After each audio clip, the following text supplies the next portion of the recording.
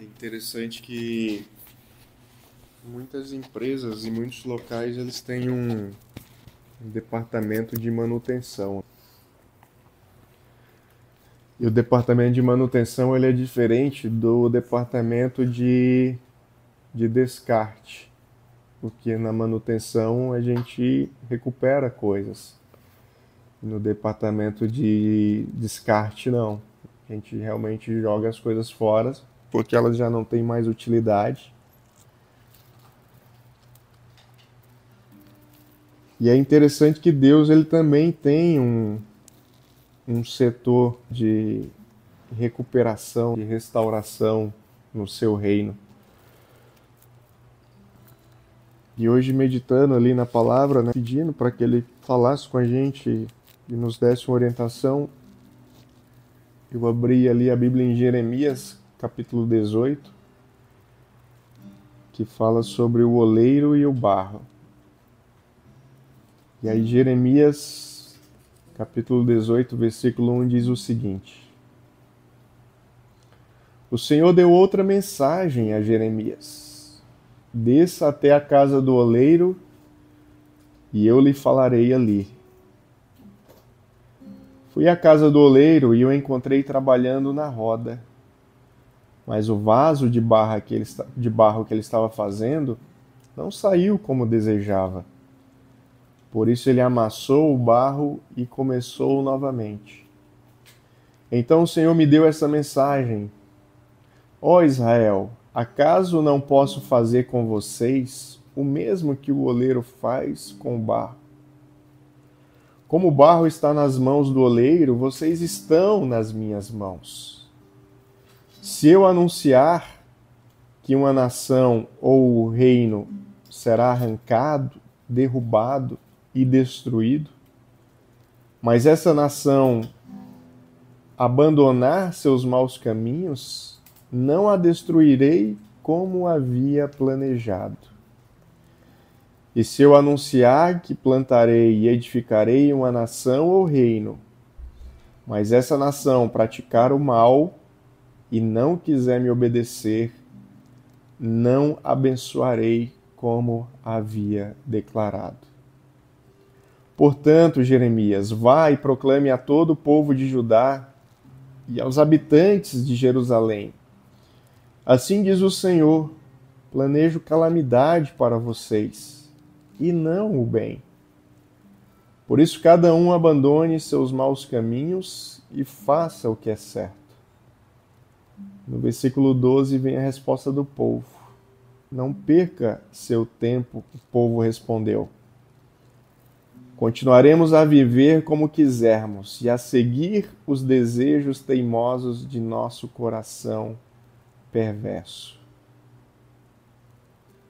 Portanto, assim diz o Senhor, quem ouviu coisa igual a essa, mesmo entre as outras nações. Israel, minha filha virgem, fez algo terrível. Pode a neve desaparecer do alto dos montes do Líbano? Pode secar-se os riachos que correm desses montes distantes? Meu povo, contudo, me abandonou e queima incenso para ídolos inúteis. Tropeçaram e saíram dos caminhos antigos e andam por trilhas lamacentas. Portanto, sua terra ficará desolada, será um monumento à sua tolice. Todos que passarem por lá ficarão pasmos e balançarão a cabeça em espanto. Espalharei meu povo diante dos seus inimigos, como o vento leste espalha o pó. Desde as costas para eles, darei as costas para eles e não ajudarei em sua calamidade. É interessante essa passagem, e é interessante a gente ler aqui o livro do profeta Jeremias, porque a gente consegue ter várias visões. Eu tenho aqui a visão do povo de Judá, o povo de Jerusalém. Nós temos a visão de Jeremias, que era o profeta, que era a boca de Deus para o povo ali naquela circunstância. E nós temos Deus, que é o dono da olaria.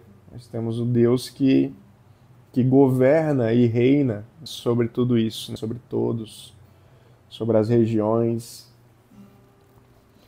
E aí a primeira coisa que Deus fala aqui a Jeremias, no versículo 2, é que ele fala o seguinte: olha, Jeremias, desça a olaria. E a primeira mensagem que Deus fala ao nosso coração é que tem mensagens que nós vamos receber que é só no setor de recuperação de Deus, que é só no setor de restauração de Deus. E aí a gente se pergunta, mas Deus, por que o Senhor teve que falar com Jeremias, né, nesse momento na olaria? Porque dentro desse contexto, porque Deus já havia usado o profeta Jeremias para falar outras vezes com o povo de Judá e de Jerusalém.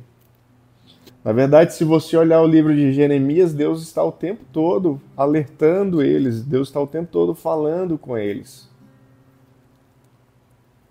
Mas quando Jeremias ele vai na olaria, é interessante porque ele vê ali o oleiro fazendo um jarro, moldando um jarro de barro.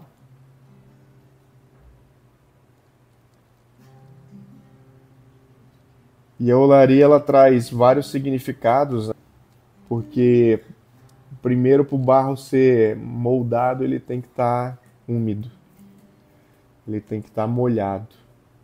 É impossível o oleiro moldar um barro que já esteja seco ou que já esteja amadurecido, né? Já esteja na sua composição final. Então, para que haja o trabalhar de Deus, para que Deus pudesse trabalhar na vida dessas pessoas, né, existe aqui uma simbologia muito forte. O barro precisaria estar fresco. E ele tenta fazer esse primeiro vaso de barro. E aí no versículo 4 diz que esse vaso ele não saiu como desejava. E aqui na minha versão vai dizer que ele amassou o vaso. Algumas versões vão dizer que ele quebrou o vaso. Porque aquele barro ele já não estava mais moldável pelo Senhor. Então aquela obra que Deus iniciou, aquele molde, né, que ele começou a fazer, ele desandou. Mas ele não desandou por causa do oleiro, ele desandou por causa da matéria-prima. E aí o Senhor fala ao nosso coração que muitas vezes, se a matéria-prima não estiver alinhada com as mãos do escultor, do oleiro, o vaso ele não vai sair. O vaso ele não vai ser produzido. E se nós pensarmos assim, poxa, para que serve o vaso? Um vaso tem tantas utilidades. O vaso ele serve para guardar, o vaso ele serve para armazenar. Então o vaso no primeiro momento ele recebe. Ele é um objeto que a gente deposita coisas nele. Ele está ali receptivo. Ele está ali realmente juntando coisas. Então essa é a primeira função do vaso. E aí depois o vaso, no segundo momento, ele vai servir o quê? Para provisão. Então naquela época as pessoas elas armazenavam os alimentos, os grãos nos vasos. Eles armazenavam o óleo em vasos. Eles armazenavam a sua produção de vinho, né, em vasos. Então o vaso aqui tem uma representatividade muito forte. Né, como se fosse as caixinhas da Tupperware hoje. Né? Hoje a gente tem a Tupperware. Caixinhas não. Os potinhos, né? Os potinhos onde a gente armazena coisa. Naquela época eles tinham os vasos. E aí os vasos eles vêm a servir no momento de escassez, porque quando eu estiver no momento de escassez, o vaso vai ter a provisão daquilo que ele armazenou. provisão daquilo que ele juntou, a provisão daquilo que ele guardou, a provisão daquilo que ele protegeu. Afinal de contas, os vasos eles têm uma tampa, né? Essa tampa protege, essa tampa guarda. Mas aí a palavra de Deus fala que esse vaso ele não deu certo. E aí o oleiro ele quebrou, ele amassou. E aí fala que ele começou a fazer novamente. E eu fico vendo como que Deus ele é perseverante, como que Deus é misericordioso, porque ele poderia simplesmente ter mandado aquele vaso para o setor de descartes. Esse vaso é muito trabalhoso, é muito difícil. Essa matéria-prima ela não serve mais, então eu vou jogar ela e descartá-la, mas não. O Senhor fala, eu vou fazer um novo vaso. Eu vou dar mais uma oportunidade para a matéria-prima. E aí ele fala para Jeremias uma mensagem no versículo 6. Ó Israel, acaso não posso fazer como vocês o mesmo que o oleiro fez com o barro? Como o barro está nas mãos do oleiro, vocês estão nas minhas mãos. O que Deus está falando para eu e você na noite de hoje é que nós estamos nas mãos dele.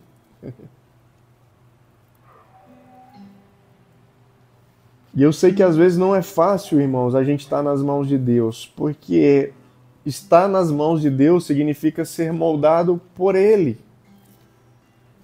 Significa que Ele vai trazer o formato que Ele quer para as nossas vidas. Pode ser que Ele queira de você um vaso mais largo. Pode ser que Ele queira de você um vaso mais comprido. Pode ser que Ele queira de você um vaso que caiba mais metros cúbicos dentro dele.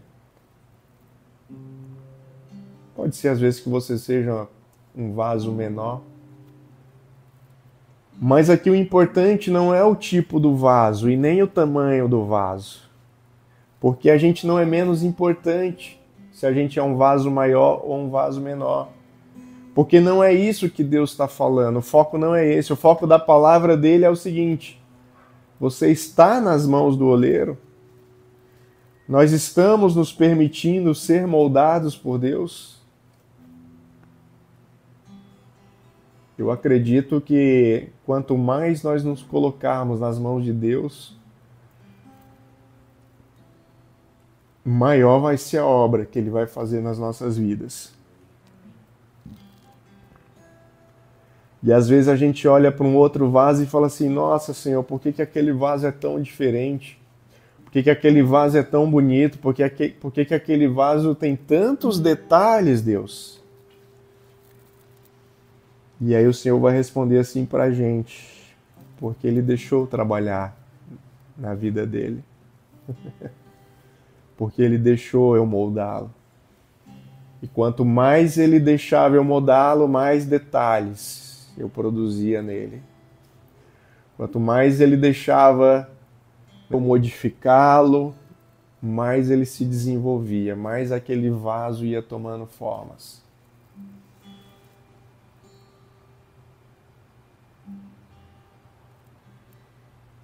E aí nós temos a visão do oleiro, que é aquele que quer a matéria-prima, é aquele que quer o barro, é aquele que quer trabalhar, é aquele que quer desenvolver, é aquele que quer fazer. E aí do outro lado nós temos a matéria-prima. E aqui nós encontramos duas matérias, pelo menos, nessa leitura e nos textos que sucedem essa passagem, né? E é interessante, meus irmãos, que primeiro a gente tem o povo de Judá e de Jerusalém. E esse povo era de uma matéria-prima tão ruim, mas tão ruim, que quando o profeta foi lá e falou com eles poderiam ter dado várias respostas. Eles poderiam ter dito, ô Jeremias, nós vamos orar ao Senhor. Nós vamos ver se realmente o que você está falando procede. Porque nós não sentimos que seja isso. Eles poderiam ter falado: Jeremias, você tem certeza? Você não quer consultar Deus de novo para ver se realmente a palavra é essa?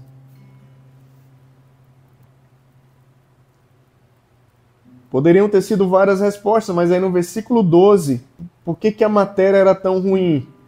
Porque o povo respondeu para Jeremias: não perca o seu tempo. Não perca o seu tempo. Nós continuaremos a viver como quisermos e seguir os desejos teimosos de nosso coração perverso. A matéria gritou alto e falou: Jeremias, nós não queremos as mãos do oleiro. Nós não queremos ser moldados pelo oleiro. E o interessante é que a mensagem que Jeremias entregou para eles foi o seguinte: olha, o oleiro vai destruir vocês, mas se vocês se permitirem serem moldados, mas se vocês se arrependerem, mas se vocês se lançarem nas mãos dele, ele está disposto a se arrepender do mal que ele iria causar, e aí ele vai fazer o bem.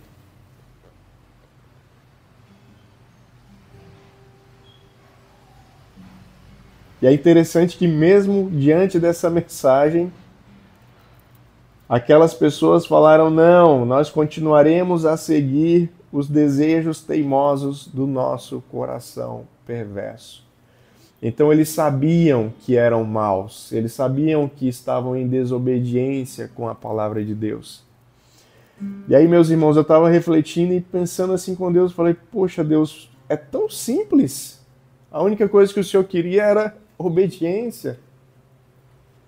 Obediência para fazer algo que era bom para a vida deles, porque aquele povo estava debaixo de uma palavra de condenação. O Senhor falou: ó, se vocês não se converterem, e aí se vocês leem depois os versículos anteriores, se vocês não se converterem, vocês serão subjugados. Vocês serão escravos novamente. É isso que vocês querem? Porque eu já tirei vocês de uma escravidão. Vocês querem voltar para a escravidão?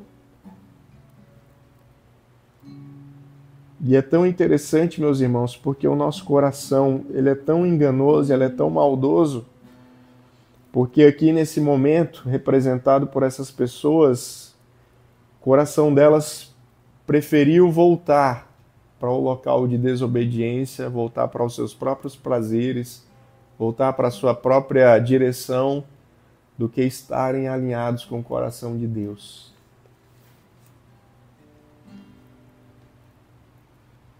E eu fico imaginando nos dias de hoje, né? Quantas pessoas estão nessa situação aqui, que se colocam como uma matéria-prima ruim, matéria-prima que não quer ir para a olaria, que não quer descer a olaria, simplesmente porque ela quer viver os seus desejos, porque simplesmente ela quer viver a sua vontade, simplesmente às vezes porque ela acha até que o que eles faziam lá no Egito era melhor, no tempo em que eles eram escravos.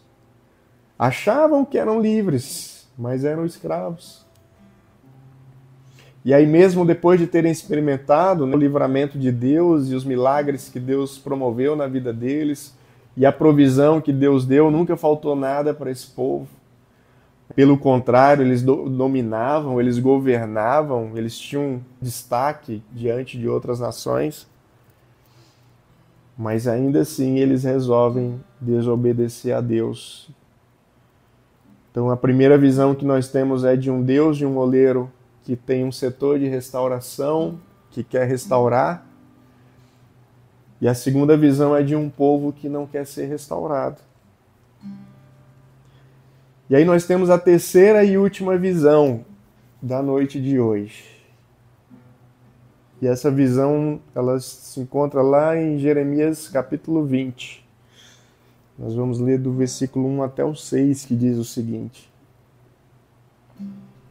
Passu, filho de Imê, sacerdote encarregado do templo do Senhor, ouviu que Jeremias profetizava.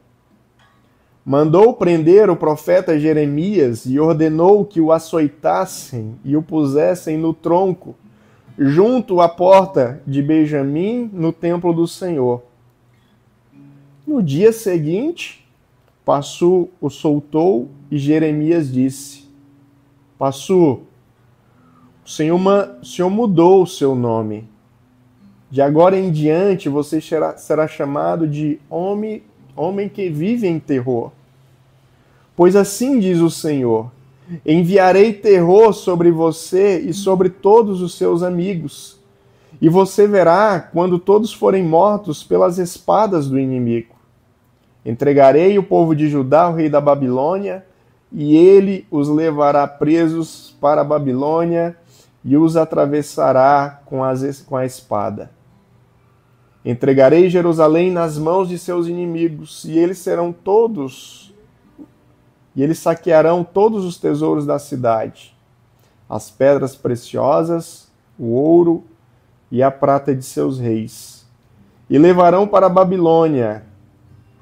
Você, Passu, e toda a sua casa serão levados para o exílio da Babilônia. Ali morrerão e serão sepultados você e todos os seus amigos, a quem você proferiu mentiras. Vamos continuar mais um pouco. Eu falei até os 6, mas vamos continuar. Ó Senhor, aqui Jeremias já falando com Deus, né? Ó Senhor, tu me constrangeste e eu me deixei constranger. És mais forte do que eu e prevaleceste. Agora sou motivo de zombaria todos os dias, todos riem de mim. Pois sempre que abro a boca é para gritar violência e destruição. Essas mensagens do Senhor me transformaram em um alvo constante de piadas. Mas se digo que nunca mais mencionarei o Senhor, nem falarei em seu nome, sua palavra arde como fogo em meu coração. É como fogo em meus ossos. Estou cansado de tentar contê-la, é impossível. Ouvi muitos boatos a meu respeito, me chamaram de homem que vive em terror e me ameaçaram. Se dissesse alguma coisa, o denunciaremos. Até os que se dizem amigos íntimos me vigiam e esperam que eu cometa algum erro fatal. Dizem, e ele cairá em sua própria armadilha, então nos vingaremos dele. O Senhor, porém, está ao meu lado como poderoso guerreiro. Diante dele, meus perseguidores tropeçarão, não conseguirão me derrotar. Fracassarão e serão totalmente humilhados. Sua desonra jamais será esquecida. Ó Senhor dos Exércitos, tu provas os justos e examina pensamentos e emoções. Permite que eu veja a tua vingança contra eles, pois coloquei minha causa em tuas mãos. Cantem ao Senhor, louvem ao Senhor, pois ele salva o pobre e necessitado das mãos de seus opressores. E, no entanto, amaldiçoou o dia em que nasci. Ninguém celebre o dia em que minha mãe me deu à luz.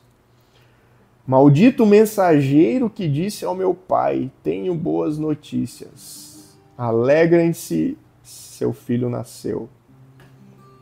Que ele seja destruído como as cidades antigas que o Senhor arrasou sem compaixão. Que seja aterrorizado todo dia com gritos de guerra, pois não me matou quando nasci. Que dera eu tivesse morrido no ventre de minha mãe e seu corpo tivesse sido minha sepultura. Porque eu nasci, toda a minha vida é apenas sofrimento, tristeza e vergonha. É muito louco a gente ler essa passagem do profeta Jeremias, porque quando a gente lê, a gente pensa num profeta bipolar. Falei, cara, Jeremias era muito bipolar, mano. Porque Jeremias, ele passa aqui por situações difíceis, e aí no início ali do capítulo 20, né, do versículo 1 ao 6 que a gente leu, É interessante que Jeremias ele profetiza como boca de Deus, e a profecia de Jeremias não era fácil de se ouvir. Porque como ele propriamente diz, né, é uma profecia de morte e fogo. É uma profecia que ninguém quer ouvir, porque é uma profecia de condenação. E aí Jeremias foi preso por um dos sacerdotes, por um dos profetas lá, um dos sacerdotes encarregados do templo, justamente por profetizar condenação sobre o povo. E assim que ele sai da prisão, o que Jeremias faz? Ele profetiza na vida do sacerdote. Condenação e maldição. Ele falou, a partir de hoje o teu nome vai mudar, vai se chamar Homem que Vive em Terror. Ou seja, ele estava falando que Passu iria cair nas mãos de Deus. Então Jeremias ele não teme a prisão, ele continua profetizando o que ele tinha que falar, o que ele tinha que fazer. Mas aí no versículo 7 entram as queixas de Jeremias. E aí Jeremias começa se queixando. Poxa, Senhor, eu só profetizo violência e destruição. As pessoas me perseguem, as pessoas estão fazendo piada contra mim.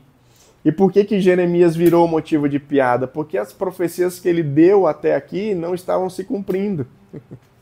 Jeremias falou que o povo iria ser subjugado, que as nações iriam subjugar Judá e Jerusalém, só que ainda não tinha se cumprido. Então estava todo mundo levando Jeremias a boca rotas. Esse profeta aí sabe de nada.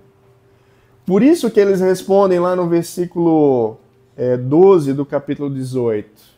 Olha, não perca seu tempo mais, Jeremias.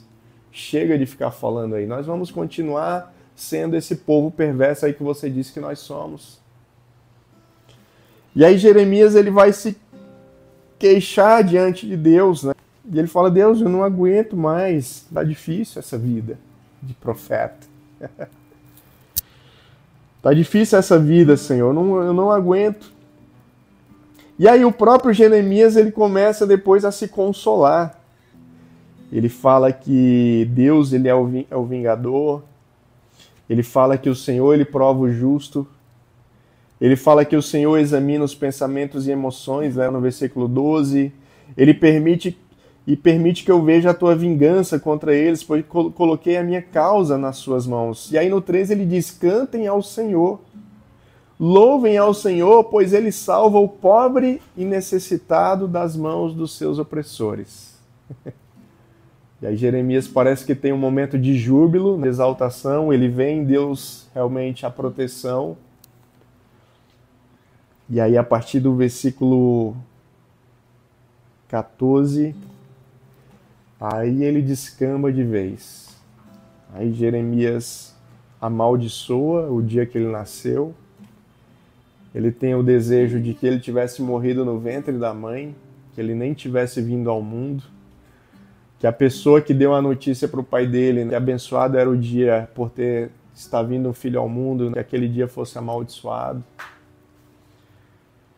E a gente olha e fala assim, caramba, Jeremias ele era muito louco, né? Era muito bipolar.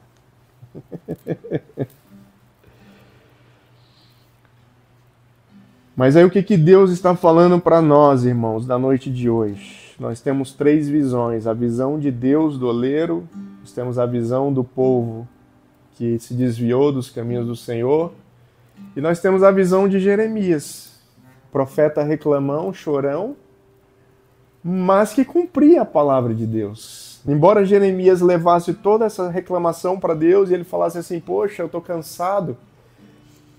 Se você continuar lendo a partir do versículo 21, Jeremias continuou profetizando contra Judá e contra Jerusalém até o dia que realmente se cumpriu. E aí Nabucodonosor, rei da Babilônia, realmente escravizou o povo.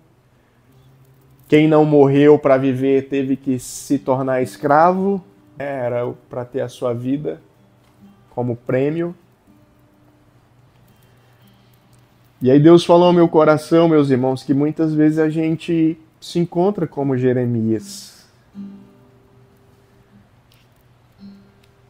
Nós fomos chamados para profetizar algo que o mundo não quer ouvir.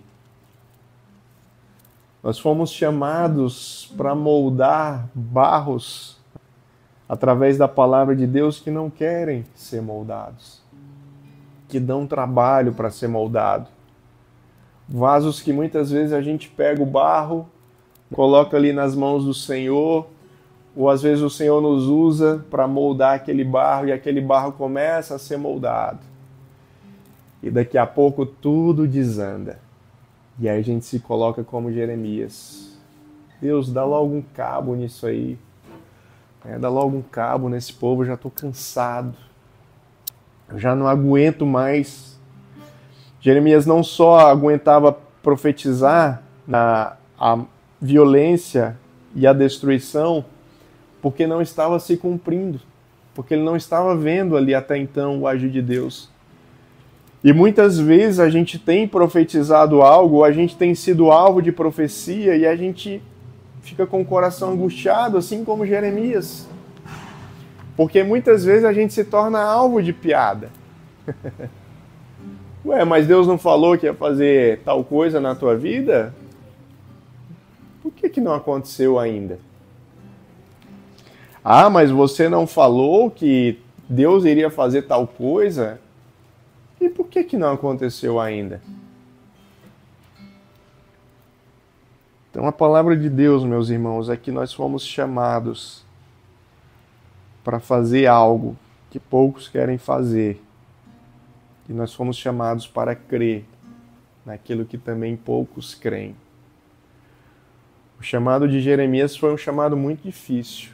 Um profeta que andava na contramão do seu tempo, na contramão do povo, na contramão inclusive de outros sacerdotes, de outros profetas, que estavam andando em desacordo com a palavra de Deus, em desobediência, querendo seguir o seu próprio caminho, querendo seguir a sua própria direção, a sua mente, o seu coração.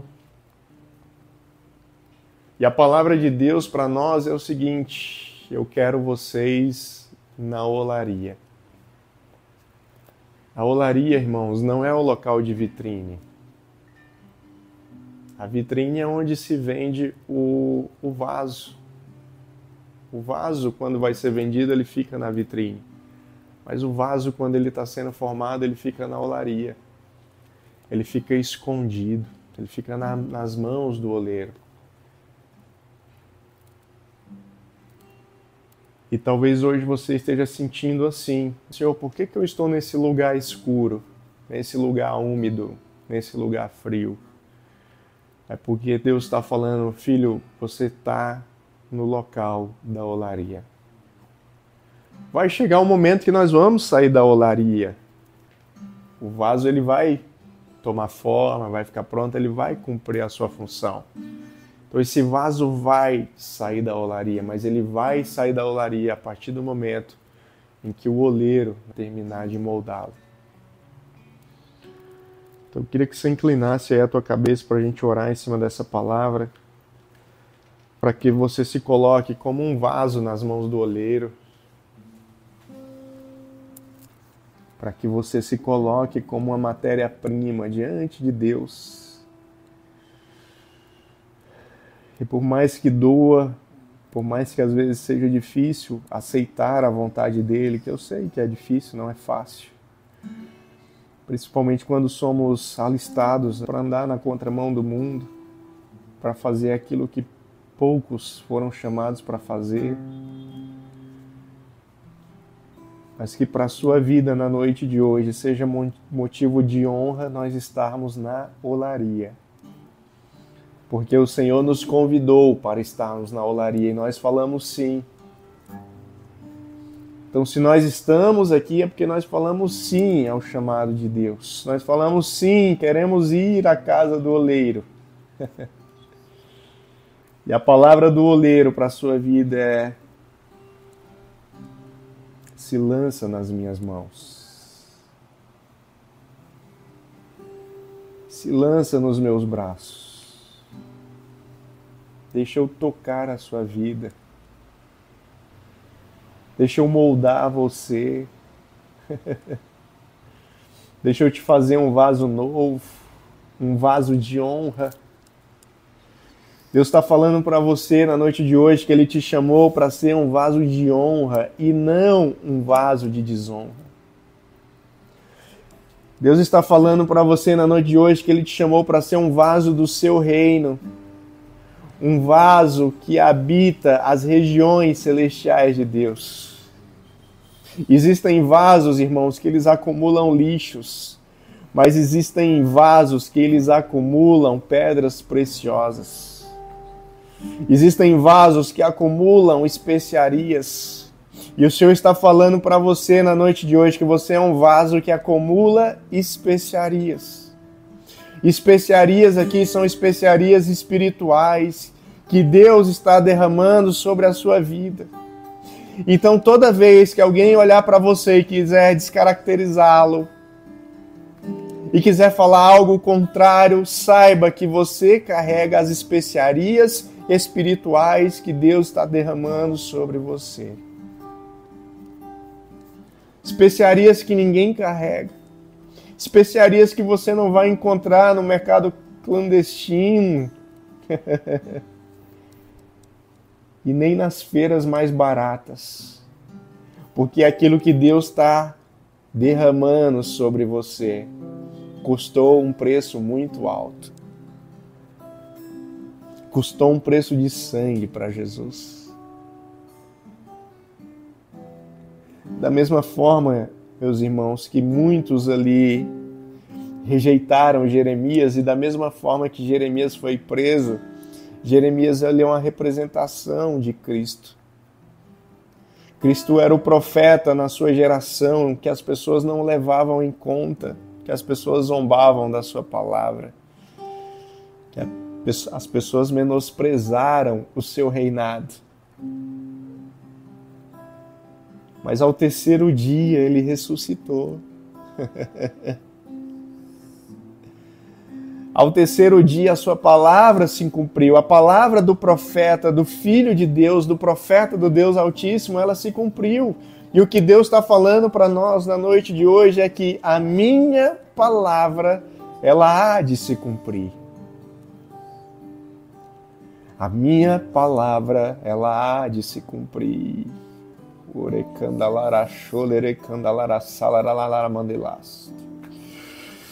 A palavra de Deus, meu irmão, irá se cumprir sobre a sua vida, sobre as nossas vidas.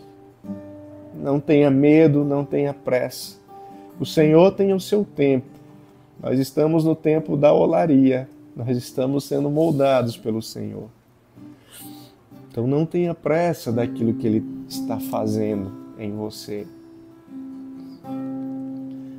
Não se preocupe aonde você vai chegar. Não se preocupe aonde você vai estar.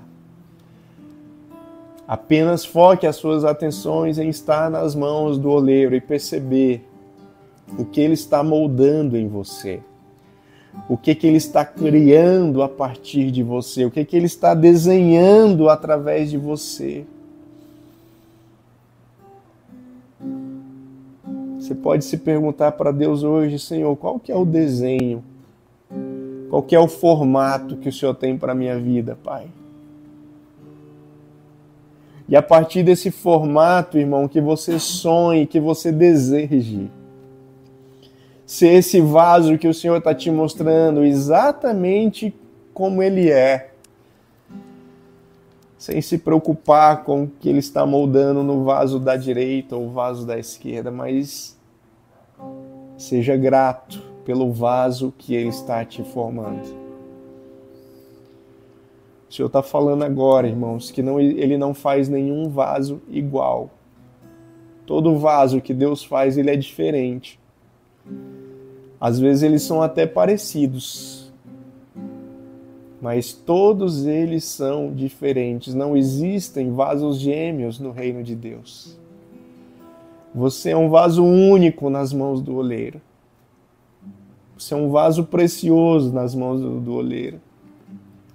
Você é um vaso que Deus criou, que Deus fez.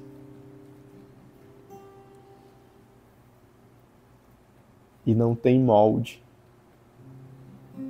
Porque o molde, ele pode ser copiado. Quando a gente faz um molde, esse molde pode ser usado por outra pessoa. Mas quando o vaso ele é feito pelas mãos do oleiro, ele não tem molde. Ele não pode ser replicado. O que Deus está dizendo para você, irmãos, é que aquilo que Ele tem para fazer na sua vida não pode ser replicado por outras pessoas. E aquilo que Ele faz na vida de outras pessoas não pode ser replicado por nós. Nós podemos fazer até algo similar, parecido. Mas tudo que nós fazemos é único, porque o Senhor nos formou de forma única. O Senhor te fez exatamente do jeitinho que você é. Do jeitinho que você é.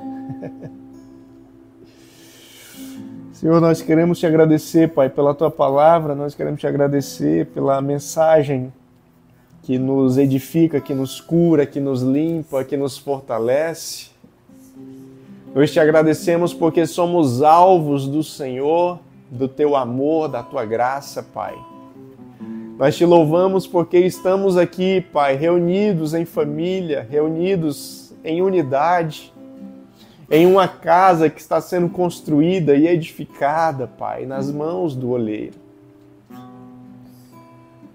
Uma casa, Pai, que está sendo moldada nos mínimos detalhes. Pelas mãos, Pai, daquele que é o único que pode nos trazer vida e trazer significado para a nossa vida e nos trazer propósito e nos trazer destino. Nós sabemos, Pai, que não estamos aqui de passagem nem a passeio. Nós não estamos aqui para desfrutar de dias de paz, de descanso. Não, nós estamos aqui convocados para trabalharmos para o Senhor, para servirmos ao Teu reino, para sermos um vaso onde o Senhor vai encher esse vaso e esse vaso ele vai servir de provisão. Então que o nosso vaso, Pai, na noite de hoje venha transbordar, Pai. Que não venhamos reter nada daquilo que estamos recebendo, mas que tudo o que temos recebido do Senhor, Pai, que possa ser transbordado para a honra e para a glória do Teu santo nome, Pai.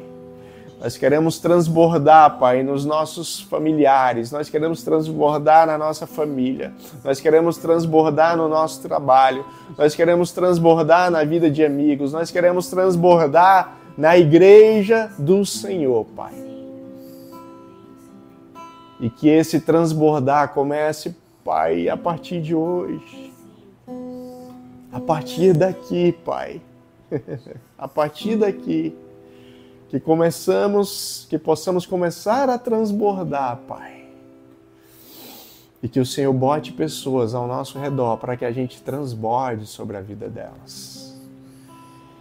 E que esse final de semana seja de transbordo, Pai. Nós queremos transbordar. Queremos transbordar domingo, Pai, lá na Reviver. Usa cada um de nós para transbordarmos, Pai. Receber é bom, Pai, mas o Senhor nos chamou para transbordar. Então que assim o Senhor faça nas nossas vidas, Pai, para a honra e glória do Teu santo nome.